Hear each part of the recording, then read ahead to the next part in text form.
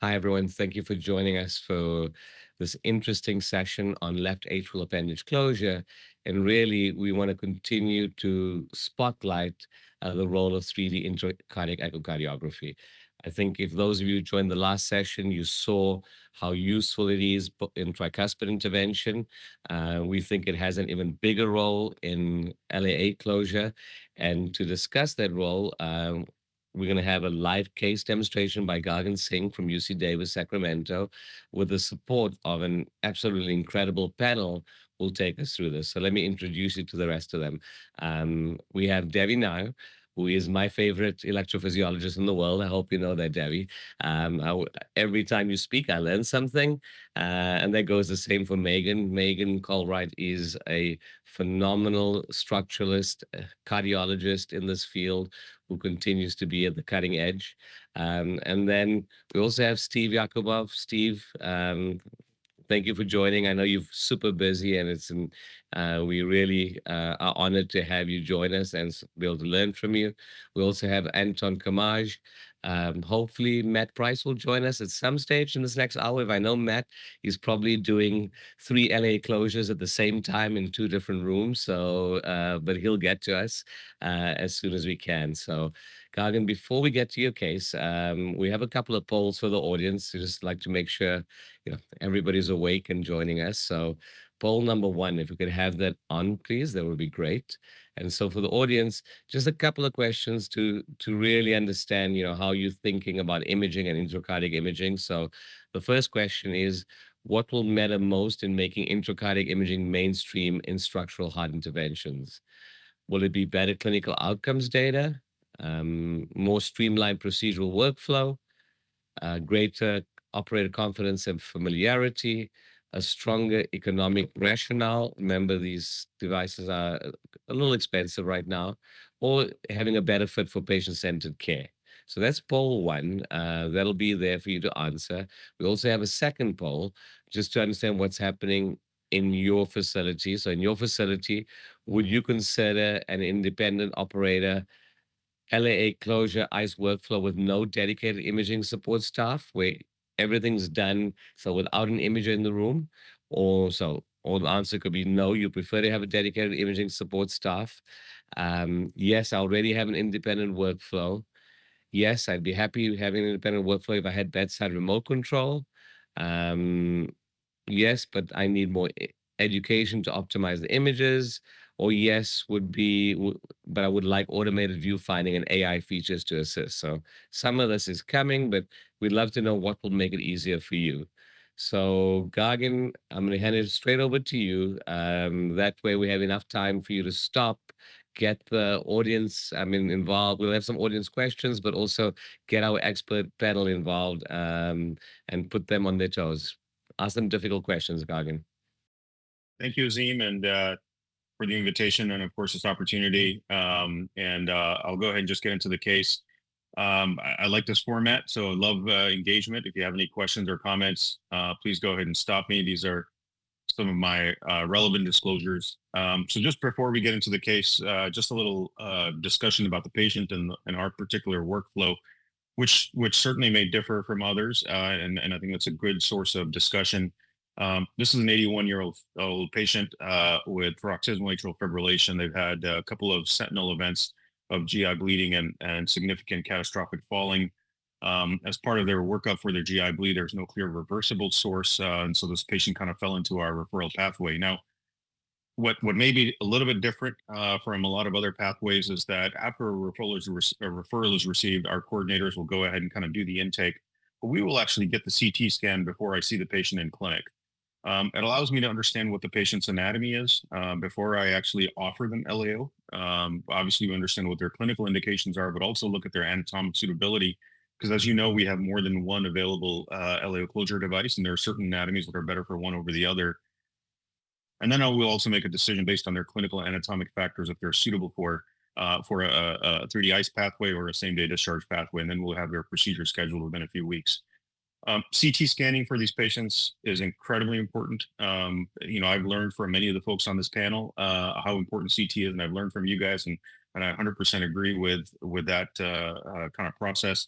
But CT gives us a lot more than just landing zone measurements. And I think one of the biggest pitfalls of a lot of people using CT, or the kind of the pitfall that they put themselves into, is that they only use a CT to understand what their landing zone measurements are for the LAO device. But the CT gives you a lot more information than that. It gives you what's the best place to position your ICE catheter to look at the appendage. I'll show you that. What is the best position to do transeptal puncture to achieve a coaxial trajectory? And also, what is your best fluoro angle for LAO deployment? And those are all things that can be achieved usually within 60 to 90 seconds of walking into the procedure room. And of course we do that in clinic, but we also do it on the day of the procedure. And so now this particular patient, you can see that as on the AP projection, I've frozen the CT scan on the left-hand side, and you can see that this is the overall main axis of the trajectory of the appendage, and really a mid-left atrial view where you advance the ICE catheter into the left atrium, you do a little retroflex, and you're looking up at the appendage. Is probably going to be the best way to visualize the ostium, but also deep into the appendage. Whereas the other more commonly other common position that's where the ICE catheter can be positioned is the supramitral position. The ICE catheter is advanced into the left atrium, it's rotated, and kind of you posterior flex to look up at the appendage. May not be the best viewing position for the ICE catheter. Now, the next thing we do is the CT planes are manipulated and to an RO caudal projection. So that could be 25-25, RO 30-30, RO 30, caudal 30. And again, I think it just depends on your own personal preferences. Here in this particular case, I even went RO 30, caudal 30, and I freeze the CT scan exactly where I can see the appendage. And what I do is I try to estimate on if I were to superimpose a clock face, where is this appendage heading towards? And it's heading towards 2 o'clock.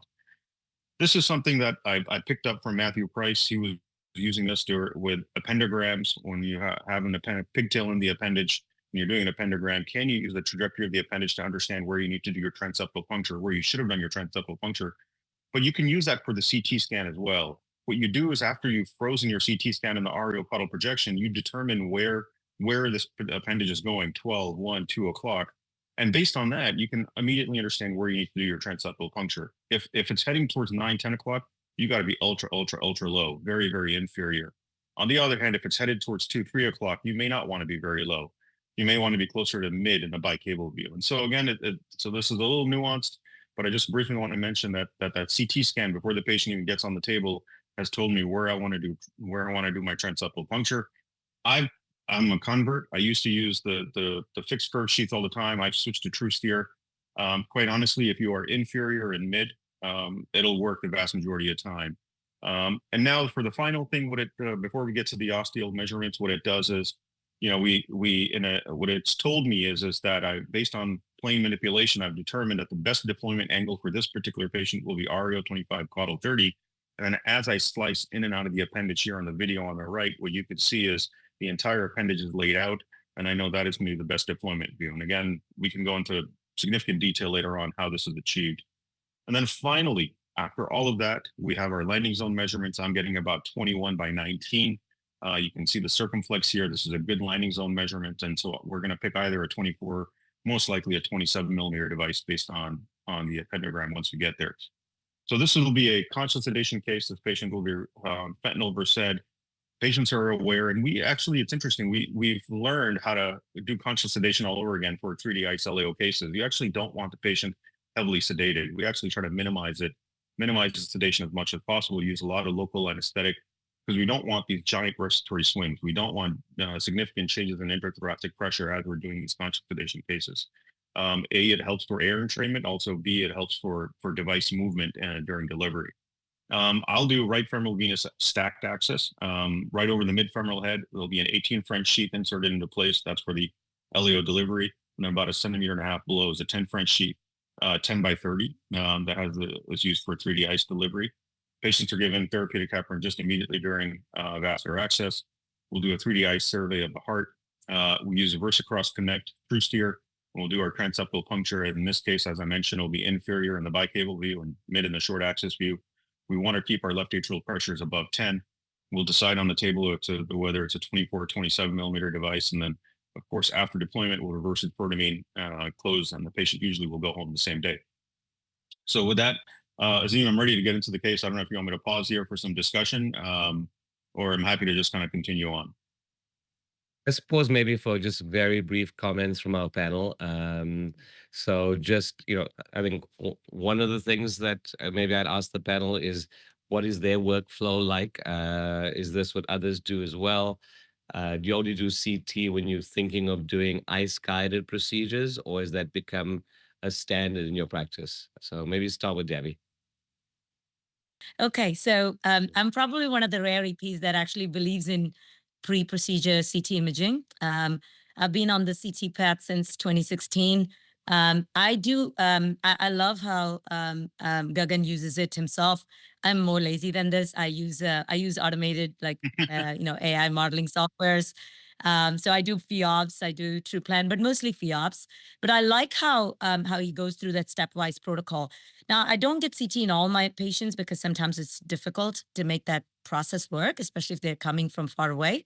But I would say 70% of my patients get CT. I like to be prepared. I always say success favors a prepared mind. And so that's my motto. But one question I do have for Gagan is I love how you use the CT to see where you want to put the ICE catheter, because manipulation of the ICE catheter in the LA is something that people have issues with.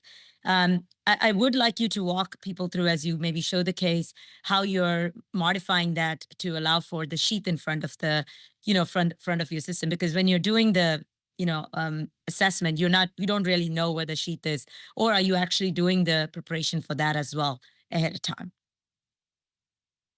Okay. Yeah, great question, Great. Debbie. The sheath and the ice definitely do interact, and as the case goes on, we'll point out those features. Mm. Megan, maybe just briefly before we see the case, what percentage of your LAA cases are ICE only versus TE? Oh, almost all of mine are using intracardiac echo. I will say an important point that I don't want to um, emphasize enough here is the risk of air embolus when patients are awake. And so if patients are deeply snoring, it's of concern. So I agree with you, Gagan. We've really emphasized with our nursing staff that patients have to be comfortable but not snoring. And I'll wait if they get too deep and wake them up a bit. It helps not only with optimizing the transeptal puncture location to ensure your needle's not up and down, but also to reduce the risk of air embolus. So that's one of the key transition points from moving from GA and TE to conscious sedation and ICE, and patients tolerate it so well. Mm, right. Gagan, let's go back to the case, and then we'll have Steve and Anton talk about the next part. Yep. It's fantastic. So I'll play this video. There's audio is muted, so you're just gonna kind of hearing me doing the voiceover. So again, if we need to pause for comments, agreements or disagreements, we can do that. And I'll just let this play. And as this is playing, I think I'm gonna showcase some of the technology. So first, you're seeing the ICE catheter here that I'm holding in my hand. This is the Philips 9 French 3D ICE catheter.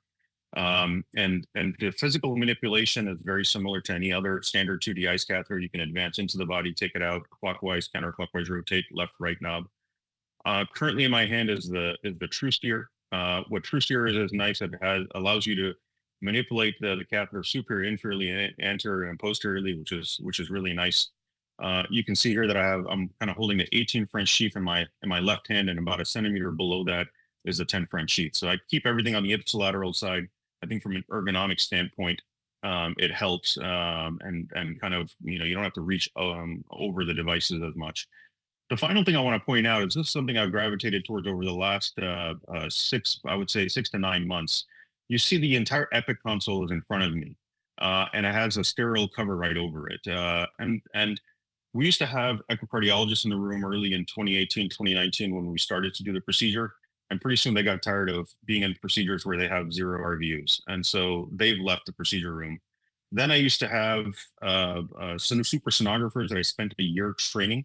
And those super sonographers, and I'll kind of just pause and just rewind it again.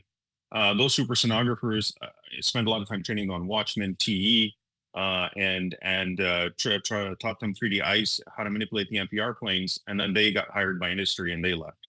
So every couple of months, I'm having to retrain, and then the industry personnel are fantastic, but they're also stretched very thin.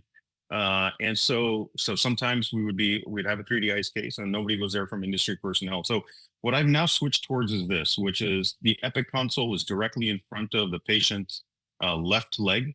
It can be hoisted up and it could be advanced up towards you.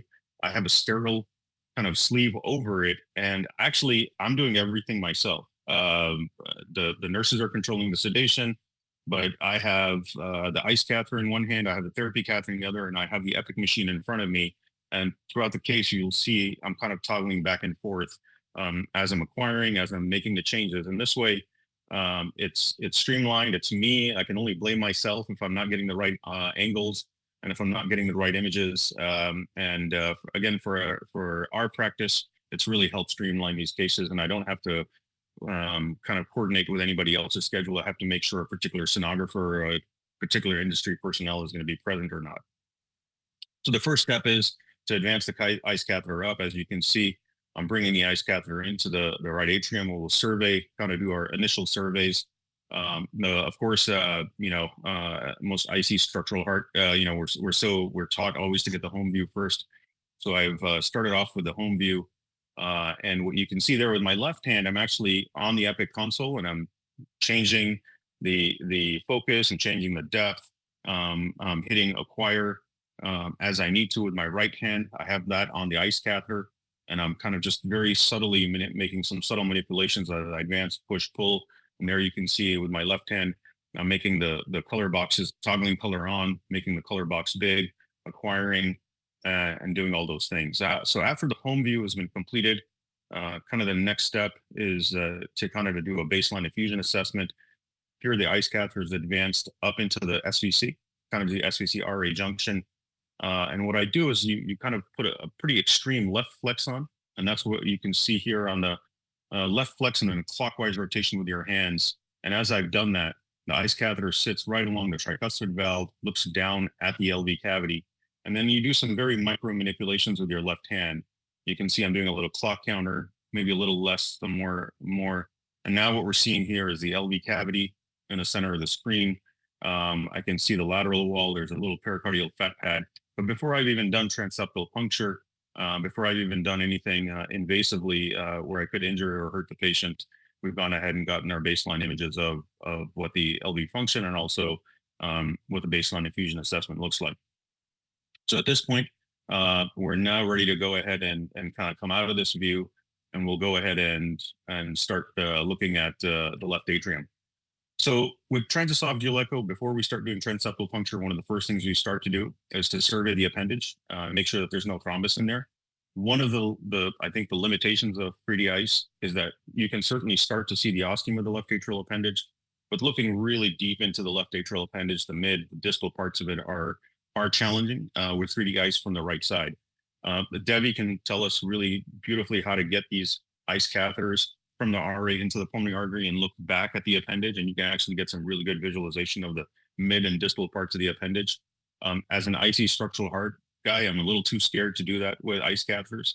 I've watched Devi expertly do it multiple times, and I find it very, the pucker factor there for me is quite extensive. So I've not been able to successfully do that on a regular basis. But what I generally do, this is a patient who's in sinus rhythm. Their anticoagulation has been held for about 48 hours. And what I'm trying to do now is identify the appendage. I'm looking at the interatrial septum here. There's a septum secundum. As I clockwise or counterclockwise rotate my hand, there you can see the descending aorta. So you know I've rotated very posteriorly. As I counterclockwise rotate, the pulmonary vein comes into view. So I know that what I'm looking down here at about 5, 6 o'clock, where my current cursor is that's the pulmonary vein. And then I'm going to keep counterclockwise rotating my hands. And as I counterclockwise rotate my hands, the appendage then comes into view right here. And you can see with the patient's respiration and the cardiac motion, the appendage is kind of coming in and out of view. You can see the ostium of the appendage. You can see the proximal third of the appendage. But what you cannot see is deep, mid, distal appendage. And that is one of the limitations of 3D ICE LAO. But again, in this particular patient who's was on anticoagulation up to 48 hours ago, I'm pretty confident that we can proceed. We will use Doppler to confirm, and there it is. You can see Doppler confirms that actually is left atrial appendage flow. At this point now we're ready to go ahead, and we've done our initial survey, and we're ready to proceed with the transeptal puncture piece of the procedure at this point. So I'll kind of just forward along here a little bit. I guess the one final part of the survey is to get the baseline views for transeptal puncture set up. Every patient is just a little bit different, so I take an extra 30 seconds to figure out what my transeptal puncture views are going to be. I try to do this before the transeptal equipment comes in. So the 0 usually ends up being your bicable view. And then depending on the patient, the short axis view is either going to be plus 45, 50, 60. So I try to identify that before we get going. So here you can see 0 very nicely shows them a bicable view. And then I put the X-plane cursor on, and I brought up the right image, which is my plus 45. And that was showed me a very good aortic valve. So I knew that that was going to work very well as my bicable and short axis views. So now we're kind of getting ready for transeptal. And again, Azim, if you want me to pause, please let me know for some discussion, but I'll just keep going otherwise. So now what we've done is we brought the VersaCross wire into the SVC. That's obviously all done fluoroscopically. You can actually see the ICE catheter there in position. On the bottom right, you can see, I just have a little wet towel over the 3D ICE catheter. That's kind of holding the ICE catheter in place. I'm going to go ahead and get my VersaCross Connect and my TrueSteer kind of in position. And notice how my ICE catheter is kind of looking at a little bit, probably maybe a little too high, it needs to be pulled back. But I'm looking at the aortic valve right now. But really at this point, what I'm going to start doing is fluoroscopically, and that's what you're seeing here on the camera images. With my right hand, I'm holding the TrueSteer. With my left hand, you may or may not be able to see it, but I'm actually holding the ICE catheter as it inserts into the sheath. And I'm kind of giving a very subtle clock counter to kind of optimize my visualization.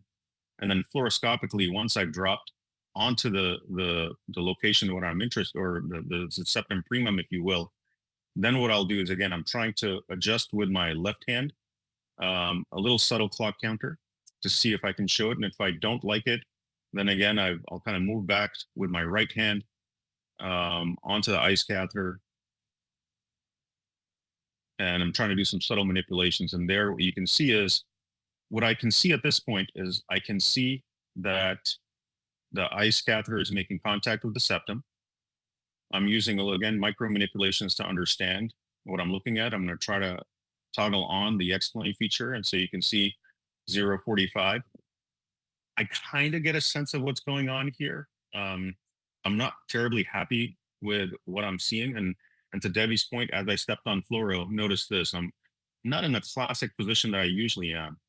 So again, what I'll now do is I'll take that towel, I'll put it onto my TrueSteer to hold that into position. I'll go back to 0, and I'll basically just rotate the ICE catheter around. Sometimes it requires a 360 flip. You take all your curves off, do a 360 flip to get to the other side of the catheter. And now that I've gotten to the other side of the catheter, I want to use micro adjustments to get it into view. And now as I get it into view, I feel I can see the catheter, I can see the tent a lot better in both views, in the bicable view and also, more importantly, the short axis view. So here, for example, and then there you can see, as soon as I saw that, we energized and we crossed over to the left side of the heart. So it takes about 10, 15 seconds to reset. But if you're not happy with the images, hold and just reset and get the images again. What I did was, as soon as the VersaCross wire was formed, clockwise rotate your hands to help direct the wire to the pulmonary vein. I'm confirming with ICE right now that my VersaCross wire is actually in the pulmonary vein. Notice how you can start seeing the wire there. I can see the descending aorta, so I know I'm very posteriorly positioned. And then I'm going to counterclockwise rotate my hands with the ICE catheter and look at the appendage again to make sure that the wire has not ended up in the appendage. So now that that's happened fluoroscopically, we're going to go ahead and start trying to get our the TrueSteer across into the left atrium. Because what we want to do is we want to kind of make space for the ICE catheter to come across into the left atrium. We want to floss the septum. There's many folks out there who like to balloon the septum, and they'll do that usually. So at this point, what they would do is they would withdraw the TrueSteer out of the body. They would advance a balloon in, balloon the septum, take that balloon out, and then re-advance, get the ICE catheter into the left atrium. and then advance the true steer back into the left atrium. I generally will do what you see here is with ice, I'll try to make sure that we can visualize the septum, which I can. And now what I'll start doing is I'll bring it back and I'll advance it in. I'll bring it back and I advance it in, and I'm kind of looking at this fluoroscopically, but also on ice as we advance it in and out of the body. And so there we've kind of flossed it. And at one point I will stop right when I think the tip of the guide is at the interatrial septum. And that's, I think, right at this point right here. As you can see, I just withdrew back a little bit. I think the tip of my guide is right at the interatrial septum. We're kind of in a relaxed position. I'll do a quick cine because that's my fluoroscopic target of approximately where the wire crosses the septum. And so now becomes the part where I think most people stress about the most, which is how to get the ice catheter into the left atrium. Kind of the technique that I think all of us have shared our successes and our failures, and kind of what we've gravitated towards. What you'll see is that I will manipulate my ice catheter to where I can, on start seeing the ice catheter, I can start seeing the septum and the wire. And once I begin to see that, what you're going to see me is start putting a little bit of anterior flex on. Now I've matched the position with the wire, but I'm again looking for the septum and the wire. I'll clockwise rotate my hands, adjust a little flex, and then I'll advance it in. And there you can see I'm in the left atrium. So that's a key part of 3D ICE LAO. And I guess I'll pause here, Azim, because I think that in itself is incredibly important to talk about, because that's the biggest barrier that people have as they adopt the 3D ICE LAO program. Yep, absolutely. I think it's a good place to stop. Let's maybe hear some comments from Steve and then Anton about, your approach to doing these. Anything different you do to what Gargan's doing? Any tips and tricks about doing the transeptal puncture with ice and cross? And I think the second part then is crossing the septum, which I think gives a lot of people pause for concern. I know Devi does it with eyes closed, but I see a lot of intervention. Every time we have one of these sessions, that's often the biggest question from the audience. Yeah, Steve? Azim, I don't do it with eyes closed. Not as good as Debbie crossing the septum. But I will tell you, that was an elegant demonstration, Gog, and that was a fantastic, detailed explanation. The way that you manipulated the ice catheter to get back into view is really, really helpful. Because that does happen periodically as you fall out of plane, and you want to make sure that you're seeing where you actually are crossing. One thing that you talked about earlier was predicting the transeptal puncture based on the CT scan. We use the CT scan on everybody ahead of time. I think it's a fantastic tool for a variety of things. Proves that there's no thrombus in the left atrial appendage before we do the procedure. We do rely on the CT scan. The other thing is it gives us a lot of information what our trajectory was. Often with ice, sometimes I can't correlate the CT with the live image of the ice to cross. And I was thinking about that as you repositioned ice. Did you use the CT ahead of time to predict where you were, and how did you adjust when your ice catheter fell out of place? Yeah, our CT use is it's approximate target it gives us. But obviously intraprocedurally, the CT doesn't help me get the ice catheter into the left atrium. It's really going to be what you're seeing on the screen, and let that dictate. And again, watching high volume operators such as yourself, Megan, and Debbie, I one of the common themes is you're just not, jabbing. I think, as a joke, we said Debbie blindly does it, but I think there's still a phenomenal art to it. She does micro manipulations until the wire is seen, and then you anterior flex down and you cross. And I think that's the technique which I've adopted. And as you see here, it worked on our first pass on this one. Yeah, and your demonstration of getting the ice catheter across is very elegant. Once in a while, I'll have to go into REO fluoroscopy to make sure I'm still on the same plane. Once in a while, I'll get confused in the LEO view. You think you're at the right place, and you're not. But that was beautiful demonstration. Great job, Gagan. Right. Thank you, Steve. Any other tips from anyone about crossing that you use or that you have as an alternative? Do you use AP? Do you use LAO? How much do you use the actual image of seeing the wire to then and seeing the actual septal hole to be able to cross it? I would just And suggest a lot of interventionalists are driven to look at fluoroscopy. And when I proctor ICE guided LAO, I actually think fluoroscopy leads many people astray. And that was to Steve's point. Unless you have a biplane room, I would not look at that actually, unless you're facing some difficulties and you need just a quick check. But visualizing that septostomy that you've created just with bringing the Watchman sheath back and forth and then a gentle anterior flex really is the safest way to move forward. And I thought that was well shown there. Seema, I want to make just 3 points. One, I have to say, one of the things I love about TIO is everybody learns something. I was just snagging a picture of Gagan doing his single-handed, no help approach. I just sent a picture to my team and said, "Get ready. This is your new life." And two, I want to say, Gagan, it's not always, as EPs, we put ice in every case. Like I put an ice catheter into a heart about 10 times a day. It's very different. We take the ice into the PA. Most of the time it's a 2D ice. We don't routinely take the 3D ice because it's sometimes a little bit stiffer, a little bigger.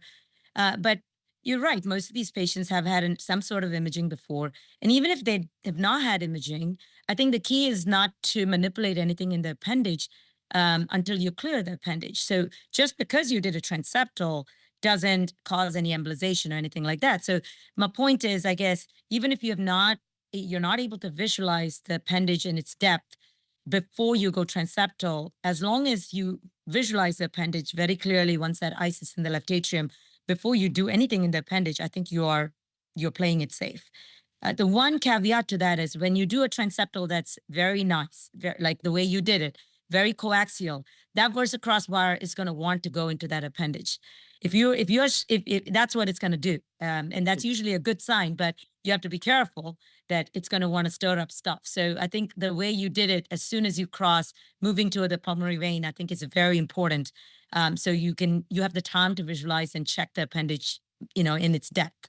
The third point is is a great way of crossing with the single transeptal, and I agree with Megan 100%. I think looking at the ice the way you did to looking at that septostomy to cross is the key. But the one time that I don't use a single transeptal approach to cross ice is if the appendage is in that 11 o'clock, 12 o'clock. I call it the price model.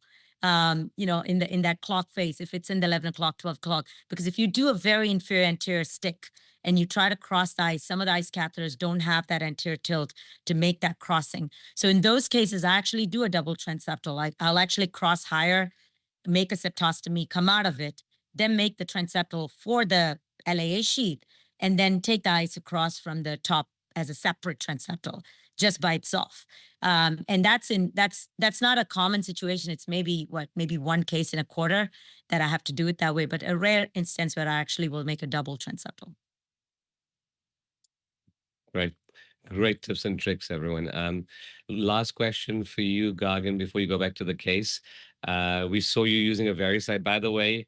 I mean, very impressive with the machine there that you're doing everything. You're gonna have to teach me when we see each other to be better at manipulating the machine. It seems that VeriSight's your preference. Any of the features of VeriSight that you like that stands out for you that you want to highlight and why it's your preference? Yeah, I mean, I think that's a great question. I think all of the 3D ice manufacturers, there's 3 commercially available in the United States. All the devices do everything. So you can get X-Plane, you can get digital steering, you can do NPR. And I think it just depends on what your own institutional ecosystem is. Our entire ecosystem is on Philips. When we do our structural heart procedures where we use ice as an adjunct, it's really easy to toggle in between the ice and the TOE. And so as a result of that, we've kind of fixed towards this. I also, every once in a while, if we're doing a structural case, the echocardiologist is not in the room yet. My fellow's getting access, and I'll get on the TE machine myself to again understand the knobs and understand the buttons, and that's where a lot of this comes from. And I think it's helped me. And the buttonology on one machine is very different than the buttonology on the other. For us, it's easy because the ice catheter manipulation is the same. It's clock, counter, push, pull between the different manufacturers, but the controls are incredibly different. There are different languages altogether. So I've learned off of this language, and I think I'm good. I don't want to learn another language, so I'm happy with this for now. It's great. Let's go back to the case, Gagan. All right.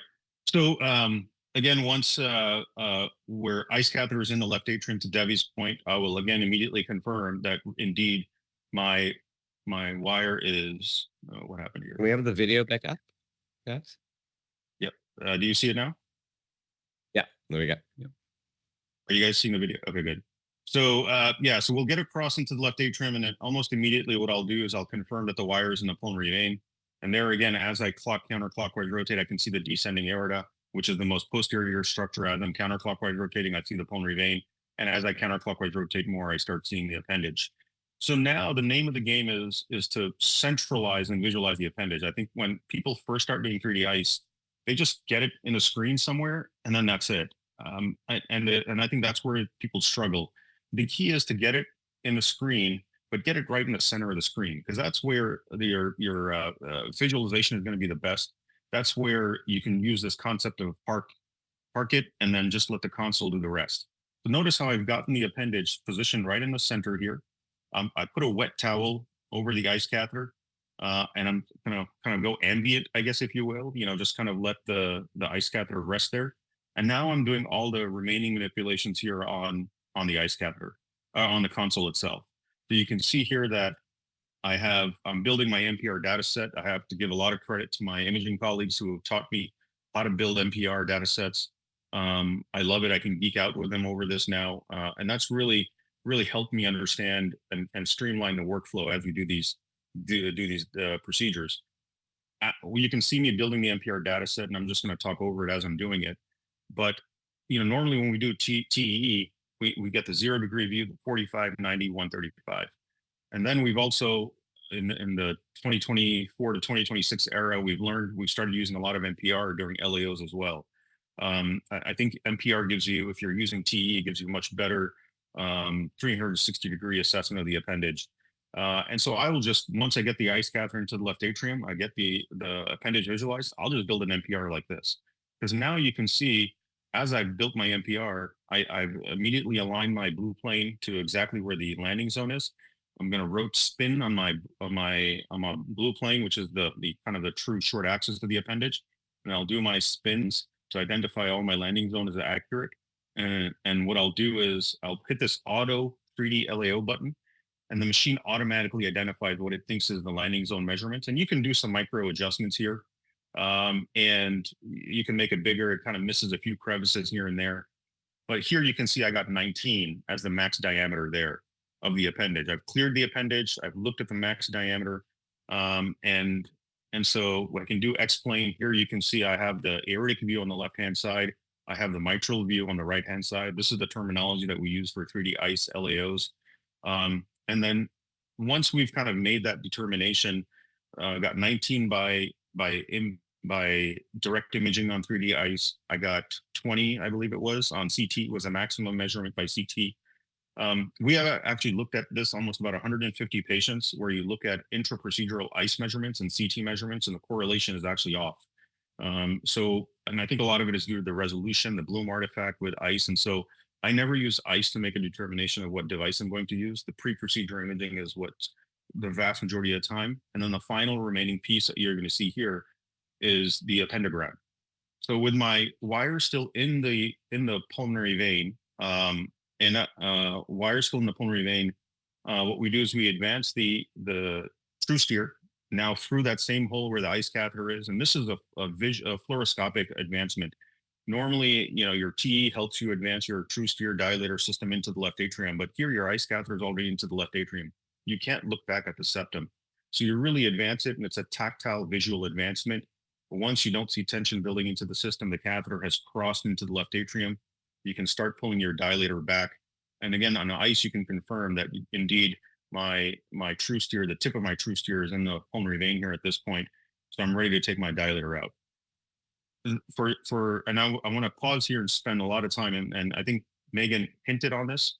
and this is incredibly important. One of the biggest, I think, risks of 3D ICE LAO or conscious sedation LAO, not 3D ICE, what's really conscious sedation is when patients are spontaneously breathing, and if you have them heavily sedated, their intrathoracic pressure is going to change dramatically. They can get quite negative. And as you are walking out this dilator system, if they take a big breath in, you're going to entrain air. If somebody advances this dilator out very quickly, they will entrain air. If the end of your sheath is up against a back of the left atrial wall or in the pulmonary vein somewhere, it's up against tissue, you're going to entrain air. So this part is something that again, I probably learned from watching others on this panel do as well. But what I do is I will keep the wire in. A lot of people take the wire out at this point, but I will keep the wire into the pulmonary vein, because what that does is it prevents my tip of my sheath to making contact against a back wall somewhere. So the wire will stay in. I will loosen the TUI here on the back end. And then in this case, John Houston, who's our excellent cardiovascular tech, he's helping me. But look how slowly he's walking out the dilator. He's walking it out very, very slow. He's not rushing to walk it out. I'm making sure that the wire stays in place. And then what happens is, as soon as he walks the dilator completely out, he pauses, because this is a manual TUI on and off. The seal needs to be closed down. So as soon as I see the tip of the dilator, I tell him to stop and I close down. And only then he takes the rest of the dilator off. And the key at this point again is to, right, we're going to check our LA pressure. We're going to go ahead and confirm that the sheath is not in a dangerous spot. I will aspirate, de-air, proper interventional EP techniques to minimize air entrapment. And this is incredibly important. I still have the wire in the patient in the pulmonary vein. It's coming out the back here. I'll have the manifold hooked up to the side port of the true steer. I will aspirate really, really well, diligently, flush, and then go to pressure and immediately check hemodynamically what we're seeing. And so what you're seeing there on the screen is a mean left atrial pressure of maybe 9 or 10, but more importantly, notice how you're not seeing the pressure get negative. You're not seeing the negative pressure oscillation with deep respiration, and that is very important to prevent air embolization or air entrapment, more importantly. So now we're ready to proceed by advancing the pigtail in and bring the pigtail into the appendage to do the appendogram. And what I'll do at this point is I've come RAO, because I think that at least that helps me identify where the ostium of the appendage is. I'll start advancing the pigtail over the wire, and that's kind of what you're seeing here. As I've advanced the pigtail fluoroscopically, I'll begin to see the pigtail come out beyond the catheter, beyond the tip of the catheter, and then the wire comes out. So again, very important. Now I have the safety bumper, if you will. I can see it on my ICE catheter. And on the back end here, I'll just attach to the back end of the pigtail just a syringe. But most of my contrast injections, everything is done through the true steer. I think you get the best opacification of the appendage when you actually inject through that larger caliber sheath. So now I have to try to get the pigtail into the appendage. And so what I'm doing with my ICE catheter, I'm trying to rotate the ICE catheter around to see where my device is relative to the appendage. So now I see the appendage. And now what I'm going to do is I'm going to clockwise rotate my hands. And now that's where I'm seeing the catheter. So that tells you my catheter is more posterior to my appendage. So now I'm basically just going to counterclockwise rotate my hands with a therapy catheter, which is the true steer. I'll advance the pigtail out, and you can see with my left hand, I'm controlling the true steer. With my right hand, I'm kind of making micro adjustments with the ICE catheter to visualize. And I can see that my pigtail is now in the appendage, and I'm going to just fluoroscopically kind of guide that into place while John is giving me some gentle puffs to confirm that I'm at the ostium, and I'll kind of pause there. And now we're ready to do our appendogram. And I think what you'll see now is the appendogram in that view that we talked about. So again, here's the appendogram. I'll kind of pause that there. This is that RAO 25 caudal 30 that we talked about. Remember, the CT told us what is going to be the best angle that's going to lay out my appendage, and that's what I've decided to go with. So with a CT measurements of about 2021, we got on the table 3D ICE of 19. And with this appendogram, I guess, Azim, we can ask everybody else what they would pick for what device, whether it would be a 24 or a 27 millimeter device. is kind of the option here. And maybe just very quickly, if one of the panel want to comment, or what size they would do, and we'll move on just because we only have 12 minutes left in the session. Okay. Maybe just carry minimum on. of Megan, Fatima. what were 27. your- yeah. Go ahead, guys. Sorry, I didn't hear you. Go ahead. No, I was saying a minimum of 27 at least, Gagan. Because with LA pressures being so low. I would use Okay, the perfect. 27 So, guide. great. So I'm glad we all agree because that's what I decided to do. But real quickly, while the device is getting prepped, what I'll do is I'll take a moment to visualize that I can see the deployment. So here I have a 45X plane. This is my kind of my superior inferior view on the left, and on the right is kind of my long axis view. That's where the anterior posterior part comes in. So for those who say you can't use 3D ICE intra-procedurally as you try to deploy, you actually can.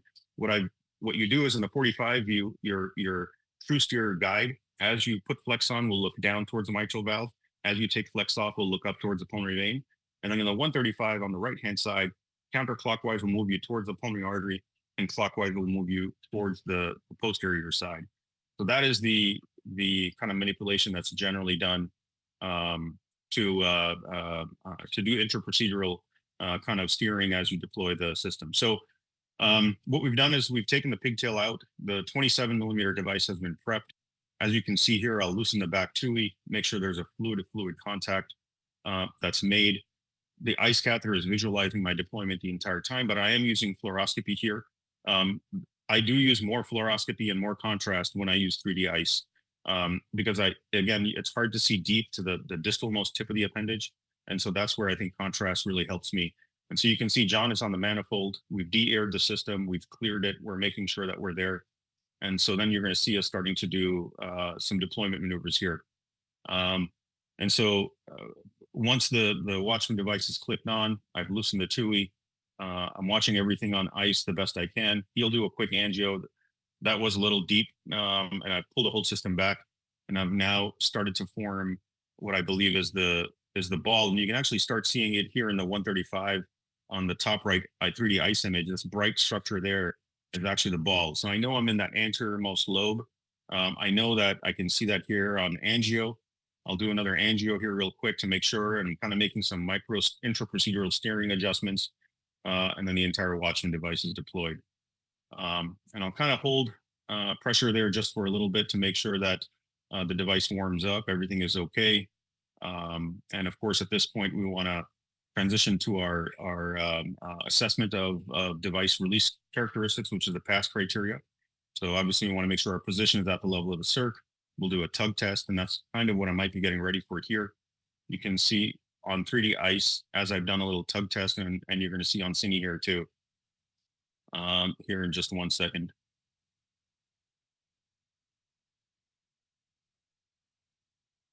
Okay.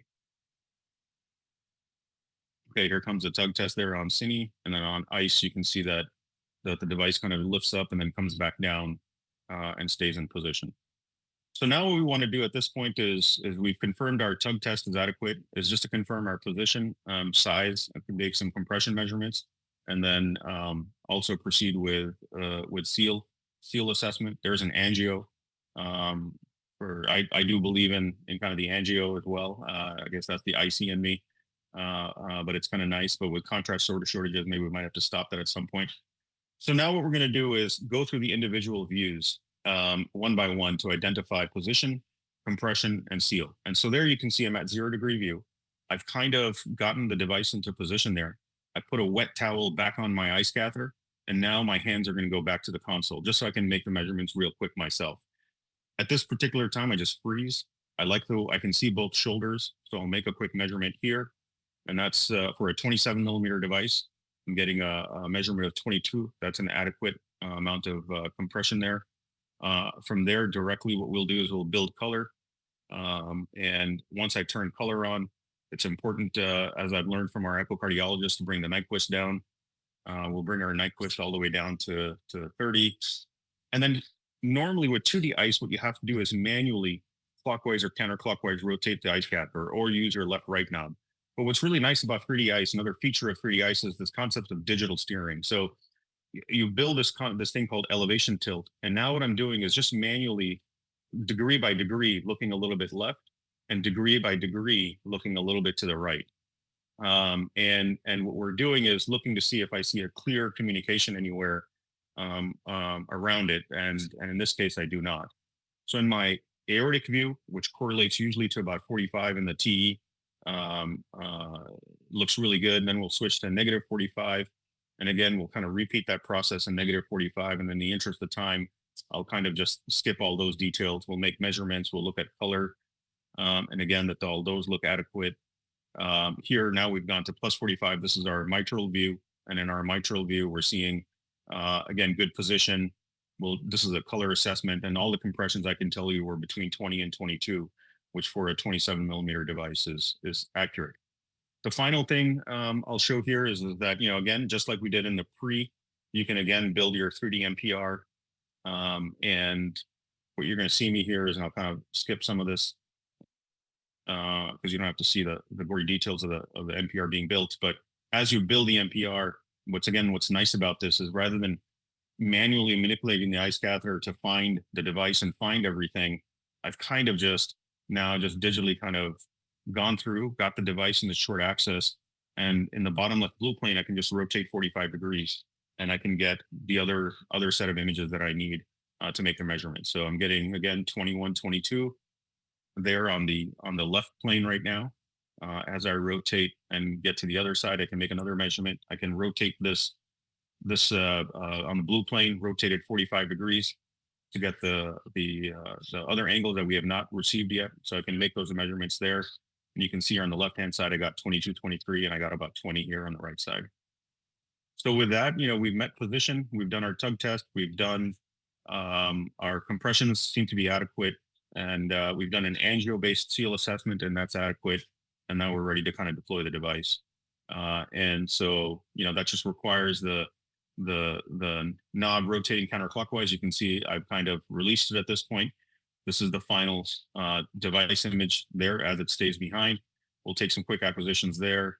I'll pull the ice catheter now, rule out a fusion, pull it back into the right side. Here's just kind of from the left side, ruling out that there's no fusion. We'll go ahead and pull the ice catheter back to the right side. I'll take a quick look at the septum, just to make sure there's no funny business at the septum, and there's left to right, which almost always there is. And then the final thing we generally do is, I'll go back and get that from the right side, get that view of the left ventricle, make sure that again, on the lateral wall, we see this fat pad, there's no effusion. Everything else will remain the same. So I think with that, Azim, I'll stop there. Gagan, that was phenomenal. Absolutely fantastic. Congratulations. You made it look so easy. And you kind of almost showed how with your technique, this is a single operator procedure with a tech to help you, which again, to our imaging colleagues out there, we're not trying to replace imaging. Our imaging specialists or interventional echo is just, there's a shortage of people to be able to do this. And I think, this is one way of us adapting our workflow to be able to help patients and overcome that shortage. One of the things you kept talking about, which I think is really important and worries a lot of operators, is embolization and the risk of that. And I know, Megan, you've done some work and you have some interest in this. Maybe you want to share some of your insights from your work. Yes, as you know, there was an FDA alert about this with conscious sedation and any procedures in the left atrial side. So I always am giving patients 500 of IV fluid prior to the procedure to ensure they're not coming in dehydrated, so that you ensure that you have adequate. But really, when you're taking that dilator out, you have everything down low, you're checking to make sure the patient's breathing okay, and really partnering there with your tech to ensure that nothing is coming out too quickly and that you have good backflow. I do think we need safety and efficacy if we're going to bring in some new modalities. This procedure has to be perfect because it's for prevention. And one of the biggest questions that I get is, when can I start introducing intracardiac echo into my practice? all of us, had a lot of experience with Watchman prior to doing this. And I wanted Anton to speak a little bit about his recommendations for getting familiar with the device first. In general, we've said somewhere around 50 cases with TEE and Watchman. But Anton, what are your thoughts about people that are eager to get started with a more minimally invasive strategy for LAO?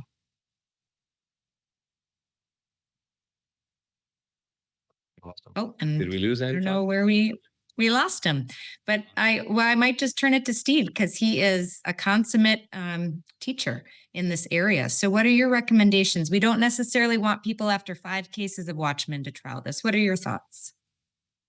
Yeah, I mean, there's people that have a lot of different levels of experience with ICE. There's a lot of people who've done a ton of PFO and ASD closures and have gotten comfortable, at least on the right side, with it. And on the left side, occasionally, and Goggins really good at this, is doing MetroClip with ICE catheters. So I think it all depends on their level of experience.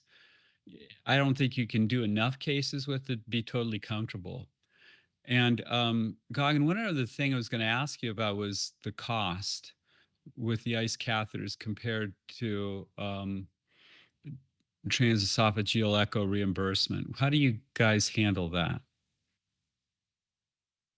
Yeah, and I think the point is, there's a fixed cost for the ICE catheter, and there's a capital cost for TE and the consoles, and that goes to a different department. And so of course the cath lab or the EP labs, they're going to see the cost, realize the cost per procedure for these ICE catheters. And the argument that we made to our administration was that we were starting to see a gap of number of LAO cases completed in a month versus the number of referrals. We just could not keep up because there's mitral cases, there's tricuspid cases, there's other structural cases, TAVR, that need anesthesia support. And so as soon as we introduced and developed our ICE program, and all of us as a community learning from each other, we were able to match our demand. We were able to treat our patients. And so it is a added fixed cost. However, the throughput is faster. You're getting more patients treated, and overall it's better for patient care, and the hospital makes money because we're doing more cases. That was the argument, and that has lasted for us. Can I ask you guys, do we have any data to substantiate this? I mean, are we going to need a randomized trial of ICE guided versus TE guided to prove to the community the safety, a cost effective analysis, procedural time, all of these factors? Or do you think it's unnecessary?